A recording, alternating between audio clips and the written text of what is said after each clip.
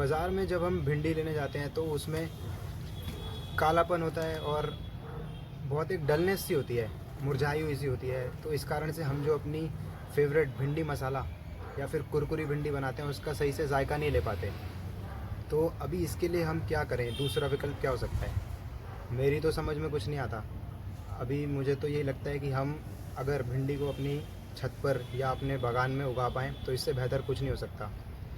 तो फ्रेंड्स, इस वीडियो में हम अपने टेरेस गार्डन में भिंडी को किस तरह से उगा सकते हैं पॉट्स में, इसके बारे में चर्चा करेंगे।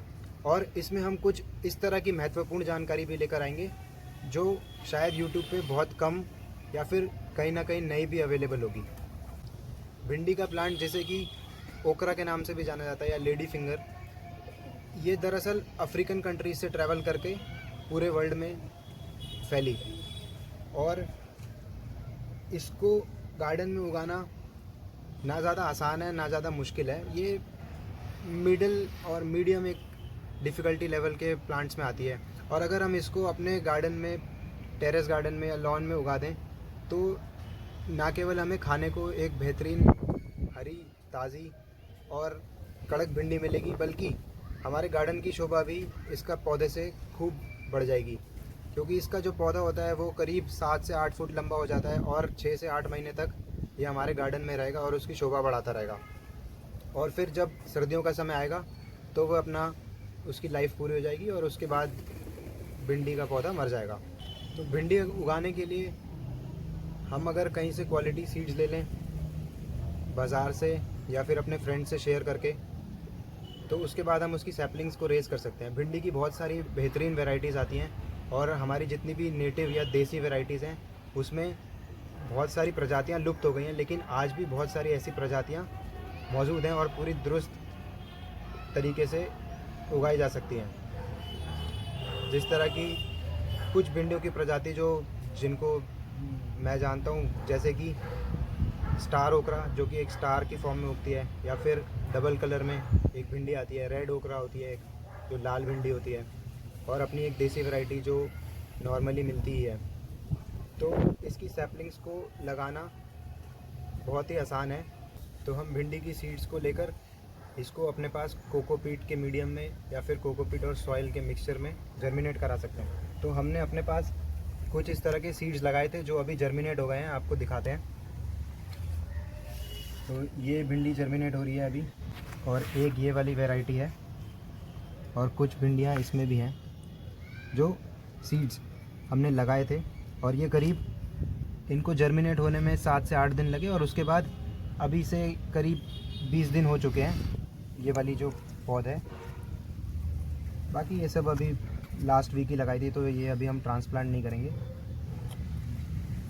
ये जो सीडलिंग के लिए हमने मीडियम यूज़ किया था, ये कोकोपीट प्लस सॉइल का एक मिक्सचर था, और आप नॉर्मली इसको 100% कोकोपीट में भी आराम से लगा सकते हैं। कोकोपीट में जर्मिनेशन जो है वो थोड़ा इजी हो जाता है, क्योंकि ये बहुत लाइट वेट होता है और फ्लफ़ी होने के कारण इसमें से सीड्स आराम से बाहर जर्मिनेट हो जाते हैं। फ्रेंड्स, ये भिंडी जो है, इसमें करीब 4 पत्ती आने के बाद ये ट्रांसप्लांटिंग के लिए हम इसको निकाल सकते हैं और ट्रांसप्लांट कर सकते हैं। इसके पॉटिंग मिक्स की बात करते हैं। अगर हमें इसको अपने टेरेस पे उगाना है तो कम से कम हमें एक बिग साइज़ पॉट चाहिए होगा, जो कि कम से कम 12 इंच के करीब गहरा हो, 1 फुट गहरा हो सकता है, और चौड़ाई उसकी कितनी भी हो सकती है। तो हम भिंडी के प्लांट्स जो हैं आपस में 1 से 1 दूरी जो लगाएंगे, अगर 2 प्लांट्स लगा रहे हैं तो उसके बीच में हम 1 फुट की कम से कम दूरी बना कर रखें, और अगर बहुत जगह कम है तो हम उसको 9 इंच तक भी लेकर आ सकते हैं।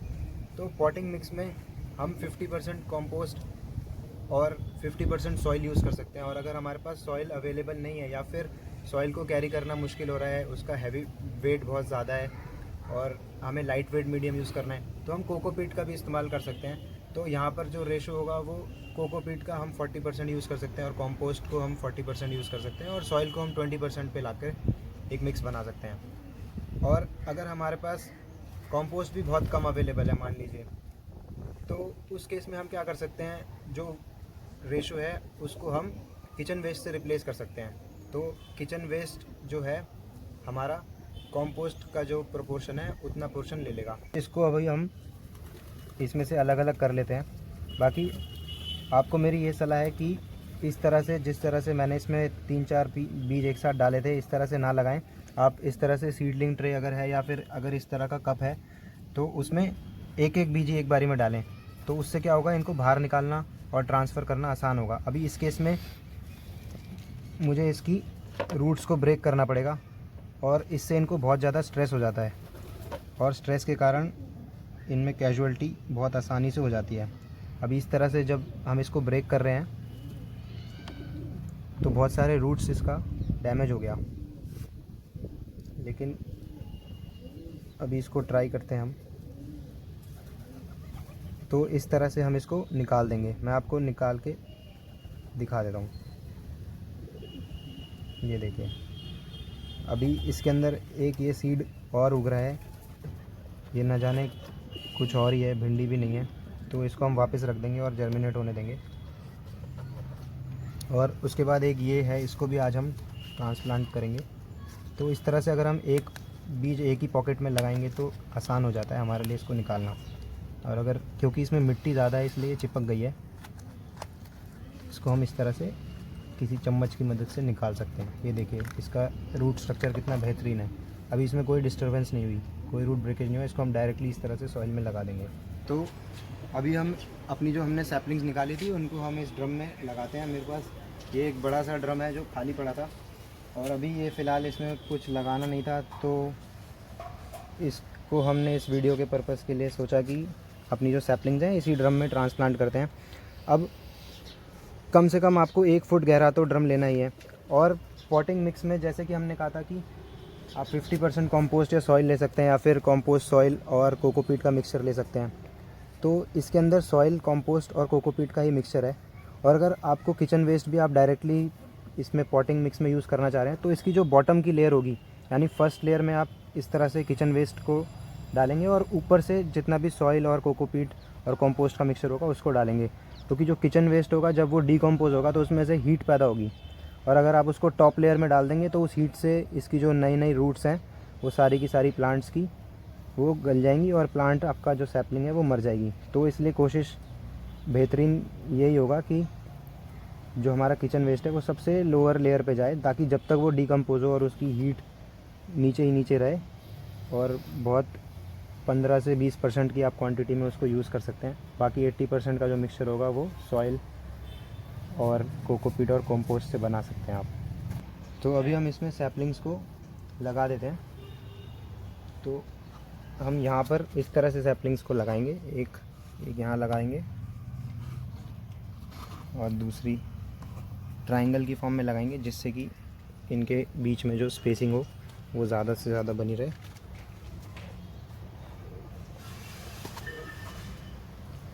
तो बस इस तरह से इसके अंदर आराम से इसको लगा के पुश कर दें।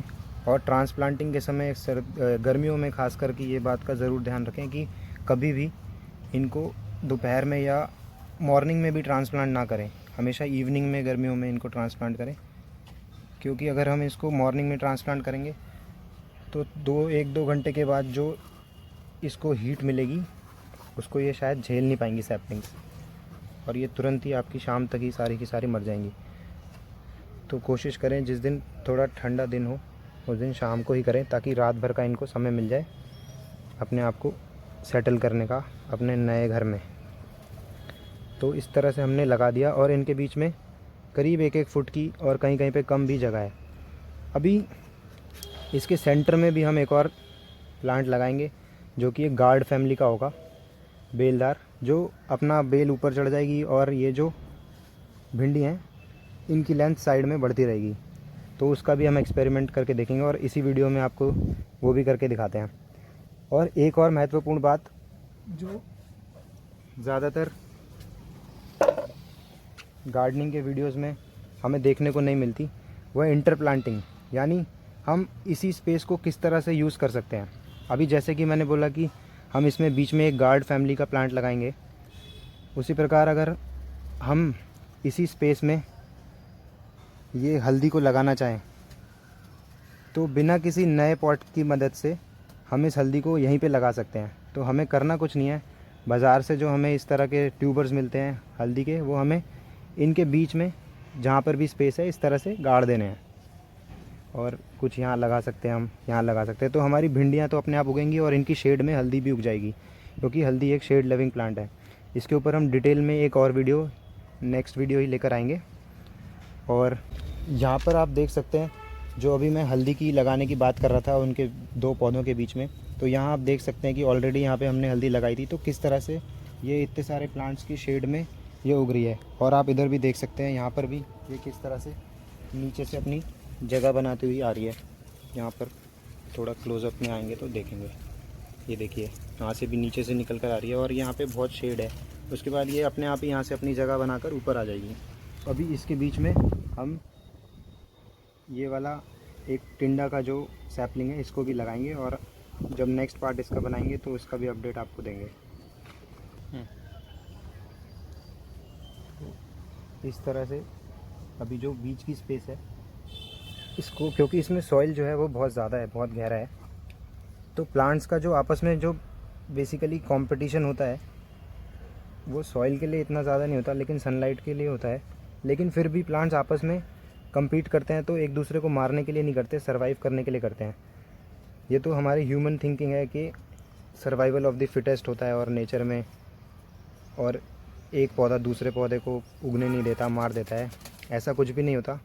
बस ये होता है कि उनको अगर एम्पल सनलाइट नहीं मिलती तो एक पौधा दूसरे की शेड में शायद सब पौधे नहीं उग पाते, और उस बात का हमें ध्यान देना होता है। जिस तरह के हल्दी शेड में आराम से ग्रो कर जाती है, तो ये क्रीपर होने के कारण ये ऊपर की तरफ निकल आएगा इस तरह से, और इसकी बेल ऊपर को चली जाएगी, और ये उतना शेड नीचे नहीं देगा। जब तक ये बड़ा होगा तब तक भिंडी भी आपस में बड़ी हो चुकी होंगी, ऐसा हमें उम्मीद है। और ये भी हम एक्सपेरिमेंट पर्पज़ के लिए इस वीडियो में कर रहे हैं। तो सैपलिंग्स लगाने के बाद इनको थोड़ी सी वाटरिंग ज़रूर कर दें, ताकि रूट्स को पानी मिल जाए, नमी मिल जाए, और ये रात भर में वेल एस्टेब्लिश्ड हो जाए।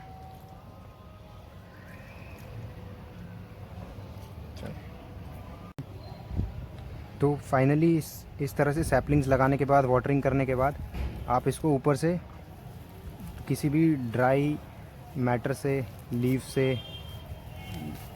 या जो भी गार्डन में वेस्ट होता है सूखा हुआ, उससे इस तरह से मल्चिंग कर दें, ढक ज़रूर दें। मल्चिंग के बारे में हम लोग डिटेल में वीडियोस बनाएंगे कि ये इतनी इम्पोर्टेंट क्यों है। तो इस तरह से आप इसको मल्चिंग कर दें। इससे क्या होगा कि इसकी जो नमी है वो नीचे को बनी रहेगी, मिट्टी जल्दी सूखेगी नहीं, और नमी बने रहने के कारण नीचे जो माइक्रोबियल एक्टिविटी है वो बहुत तेज़ी से बढ़ जाती है, और सॉइल की जो इम्प्रूवमेंट है वो बहुत अच्छी हो जाती है, और तेज़ी से इम्प्रूव होता है सॉइल का जो टेक्सचर है और उसकी जो लाइफ है। सॉइल की लाइफ जितनी ज़्यादा रहेगी, जितने उसमें इंसेक्ट्स, माइक्रोब्स रहेंगे, उतना ही सॉइल अच्छा फर्टाइल होगा। तो आप इस तरह से जो बोरी होती है जूट की, इसको भी यूज़ कर सकते हैं, कुछ भी यूज़ कर सकते हैं, बल्कि जितना भी आप सोच सकते हैं, जितनी भी क्रिएटिविटी अपनी लगा सकते हैं उसको लगाइए। गार्डनिंग में कोई दिक्कत नहीं है, ऐसा कोई हार्ड एंड फास्ट रूल नहीं है कि हमें ये यूज़ करना है, ये नहीं करना। आप करके देखें, उसका रिज़ल्ट आपको बता देगा कि आपने ठीक किया था या गलत किया था। तो आप उस हिसाब से इसमें लर्न करें। हमने कुछ टाइम पहले एक भिंडी का प्लांट लगाया था, तो आपको दिखा देते हैं कि किस तरह से ये ग्रो करता है और इसमें किस तरह से फ्लावरिंग हो रही है। ये देखिए, ये भी किसी एक उसी तरह के ड्रम में लगाया था, लेकिन इसमें ये एक ही प्लांट रह गया। इसमें बीच में एक और प्लांट था जो कि शायद अब मर गया है, हाँ, और अब ये अकेला ही बचा है। बाकी इसमें अभी और जगह बची है, तो इसमें हम कुछ प्लांटिंग करेंगे। तो ये इस तरह से इसमें देखिए, ये भिंडी की फ्रूटिंग भी हो रही है, काफ़ी सारे फ्रूट इसमें आ रहे हैं। और अगर आप इस तरफ से आकर देखेंगे ऊपर से, तो देखिए ये भी भिंडी लग रहा है। और इसमें ये जो पेस्ट की प्रॉब्लम है, ये आप देख रहे हैं, इसमें चींटियाँ बहुत सारी लग रही हैं, और वाइट मीली बग्स भी थोड़े से इसमें अटैक कर चुके हैं। तो इसके लिए आप बहुत सारे ऑर्गेनिक पेस्टिसाइड सॉल्यूशन अवेलेबल हैं, चाहे तो यूज़ कर सकते हैं। मैं ख़ास करके इस तरह के पेस्टिसाइड्स, चाहे ऑर्गेनिक या नॉन ऑर्गेनिक, यूज़ नहीं करता, क्योंकि ये प्लांट अभी क्या है कि गर्मी है, तो अभी ये कमज़ोरी की उस पर है, इसको पूरा वातावरण नहीं मिल रहा उगने के लिए। और जैसे जैसे अभी मानसून आ जाएगा तो ये अच्छे से उगेगा और बहुत स्ट्रॉन्ग हो जाएगा, तो ये पेस्ट अपने आप ही चले जाएंगे। और एक डाइवर्सिटी जब गार्डन में क्रिएट हो जाती है तो पेस्ट जो है नेचुरली उनके प्रीडेटर्स आकर एक नेचुरल फूड वेब बना लेते हैं, जिसके कारण से ये अपने आप मैनेज हो जाते हैं और इनसे कोई इतना भारी नुकसान नहीं होगा। आप देख सकते हैं फ्रूटिंग इसमें हेल्दी है और ऐसा कुछ भी नहीं है। और इसका भी जैसे जैसे ये पौधा अच्छे से ग्रो करेगा, जिसको वातावरण का जो टेम्परेचर है वो कम होगा, तो ये बहुत स्ट्रॉन्ग हो जाएगा। तो अगर आप एक अच्छा सॉइल मिक्स शुरू में बनाते हैं तो बीच में बार बार कुछ फर्टिलाइज़र या फिर खाद देने की कोई ज़रूरत नहीं पड़ती। इनिशियल अगर पॉटिंग मिक्स अच्छा होगा तो उसी से बहुत सारे जो प्रोडक्शन है वो आपको अच्छी मिल जाएगी। और बीच बीच में आपका किचन वेस्ट से आप कंपोस्ट बनाकर अपने सभी गमलों में रैंडमली डाल सकते हैं। और लिक्विड वेस्ट भी आप अपने किचन का यूज़ कर सकते हैं, जो सब्ज़ी वगैरह धोते हैं, चावल का पानी हो गया, दाल का पानी, तो उससे इनका काम चल जाएगा। बाकी ऑर्गेनिक जो फर्टिलाइज़र्स हैं या मैन्योर्स हैं उसके बारे में भी हम वीडियोस लेकर आएंगे। और इसमें वाटरिंग का भी जो मैनेजमेंट करना होगा वो इतना ज़्यादा नहीं होगा, बस आपको पानी इसको समय समय पर देना है और सॉइल ड्राई हो उससे पहले इसको पानी दे दे। बाकी जब इसका जो प्लांट है अगर उसको पानी की कमी होगी तो वो अपने आप उसकी जो लीव्स हैं वो झुक जाएंगी, उसमें विल्टिंग हो जाएगी, तो उससे आपको सिग्नल मिलने लगेगा इसको पानी की ज़रूरत है। तो घबराएं ना, अगर 2-4 बार प्लांट जो है अगर बड़ा होने पर विल्टिंग भी कर देता है तो वो मरेगा नहीं, उसको पानी देते ही वो दोबारा से रिवाइव हो जाएगा। लेकिन आपको पता लग जाएगा कि इसको पानी की रिक्वायरमेंट कितनी हो रही है। गर्मी में तो रोज़ाना ही आपको पानी देना पड़ेगा और बरसात के बाद शायद इसको बहुत कम पानी की रिक्वायरमेंट होगी, ना के बराबर। तो इस तरह से हम अपने टेरेस पर जो है ओकरा का या भिंडी का प्लांट लगा सकते हैं। और इस तरह से जैसे आपने अभी देखा ताज़ी ताज़ी भिंडियाँ इसमें से निकल कर आएंगी और एक साथ एक प्लांट में से आपको हर 2-3 दिन में जब ये फ्रूटिंग करने लगेगा, इसकी फ्रूटिंग जो है वो 60 दिन के बाद 60 से 70 दिन के बीच में स्टार्ट हो जाती है। लेकिन जो अबंडेंट फ्रूटिंग होती है, जो जब ये ज़्यादा फ्रूटिंग करता है, वो 90 या 100 दिन के बाद इसमें चालू होती है और उसके बाद फिर ये लगातार फ्रूटिंग करता है सर्दियों तक, जब तक कि इसकी ठंड जो है वो बहुत ज़्यादा बढ़ ना जाए और उसका जो टेम्परेचर है वो इस पौधे को नष्ट ना कर दे। तो आप अगर अपने घर के लिए, फैमिली के लिए इस तरह से प्लांट्स लगाना चाहते हैं, तो अगर आपके पास 3x3 की भी जगह है या इतना बड़ा कंटेनर है, यानी 9 स्क्वायर फीट का अगर कंटेनर है, तो आप उसमें आराम से 12 से 14 प्लांट्स लगा सकते हैं और 8 से 10 प्लांट्स में ही आपकी फैमिली की जो रिक्वायरमेंट है वो मीट आउट हो जाएगी। क्योंकि एक पौधे से आपको करीब 3 से 4 भिंडियाँ हर 2 से 3 दिन में मिलेंगी। तो अगर आप 8 से 10 प्लांट लगाएंगे तो 20, 25, 30 भिंडियाँ आपको मिल जाएंगी और आप एक हार्वेस्ट इकट्ठी करके दूसरी हार्वेस्ट को भी उसमें ऐड ऑन करके फिर कुक कर सकते हैं। तो इस तरह से लगाएं और आप पैचेस में भिंडी को प्लांट्स को लगाएं। अगर एक बार आपने 10 प्लांट्स लगा दिए और आपको 20, अगर टोटल 20 प्लांट्स लगाने हैं तो एक साथ ना लगाएं। पहले 10 प्लांट्स लगा दिए, उसके 1 महीने के गैप के बाद फिर 10 प्लांट लगा दिए, तो इससे क्या होगा, एक स्टैगर्ड प्रोडक्शन मिलेगा और एक साथ ही सारी भिंडियाँ नहीं मिलेंगी और एक साथ फिर पूरा छत खाली नहीं हो जाएगी। तो एक ही टाइम पर पूरी छत भरी हुई होगी, वरना और जब सारे पौधे मर जाएंगे तो पूरी की पूरी छत एकदम से खाली हो जाती है। ये ज़्यादातर प्रॉब्लम होती है और फिर जब प्रोडक्शन इतना सारा निकलता है तो आप उसको यूज़ भी नहीं कर पाते। उम्मीद है आपको ये वीडियो जो है बहुत ही इन्फॉर्मेटिव लगी होगी और आपको इसमें कुछ नई बातें जानने को मिली होंगी। आप हमारे चैनल पे बने रहिए, इसी तरह से हम और भी वीडियोस लेकर आते रहेंगे।